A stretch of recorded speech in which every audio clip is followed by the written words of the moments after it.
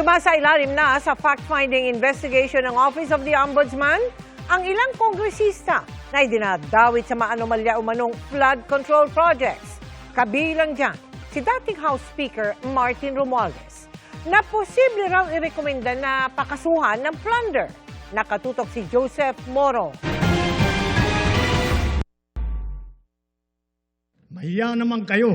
Mag-iisang taon na magbabala si Pangulong Bongbong Marcos sa mga mambabatas sa pakikialam sa budget na napupunta lamang sa mga maanumalyang flood control projects. Aminado si Ombudsman Jesus Crispin Remulla, bagamat umuusa daw hindi mabilis ang pag-iimbestiga at paghahain ng mga kaso kaugnay ng mga flood control project. Ang kalaban namin dito, the people with who have the best lawyers money can buy.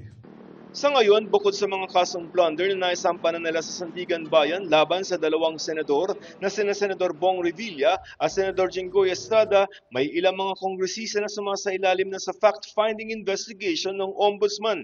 Kasama na dyan si dating House Speaker Martin Romualdez na malapit na raw maitawid sa preliminary investigation. Sa preliminary investigation, pag-aaralan ng Ombudsman kung may sapat na basehan para idiretso ang kaso laban sa isang tao sa korte.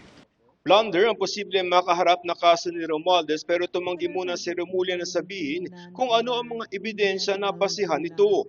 Naano nang iginiit ng kampo ni Romualdez na wala siyang kinalaman sa pagmamanipula umano ng budget at wala rin daw nag-ugnay sa dating speaker sa pagpaplano, procurement, implementasyon o paglabas ng pondo para sa anumang ghost project. We're very close to filing the plunder charges, but we still have to cross the T's and dot some I's and probably put periods in sentences. Mahirap kalaban ang maraming magagaling na abogado at maraming pera. Sabihin ko sa inyo yan. Ako aminado ako dyan. Walang madali dito sa ginagawa namin. Ilang abogado ba hinari nila dyan? Kulang 100 abogado yan na nagtatrabaho sa kanila. Before and after yan, ha? Nasa fact-finding naman ang tatlong kongresista na kontraktor din tulad ni Tarlac 2nd District Representative Maria Cristina Angeles, dating Senior Deputy Speaker Aurelio Dong Gonzales at Construction Worker Solidarity Party List Representative Edwin Garjola. Papunta naman sa preliminary investigation sina Oswag Ilonggo Party List Representative James Jojo Ang at Tarlac 3rd District Representative Noel Rivera. Nasa fact-finding din ang kina Senador Francis Escudero at Senador Joel Villanueva, pati si Commission and Audit Commissioner Mario Lipana. Patuloy rin umunong iniimbestigahan ukol dito si dating Budget Secretary Amenah Pangandaman.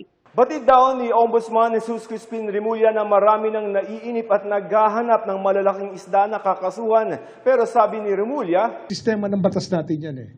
And kahit na sabihin mo sa akin, bilisan mo yan, pag hindi kompleto yan, hindi ko ha-file yan. Hindi pwedeng fa-file mo, we-weaponize mo. Dapat dyan, pag final mo, kaya mo nang panindigan. Joseph Morong, Nakatutok 24 Oras.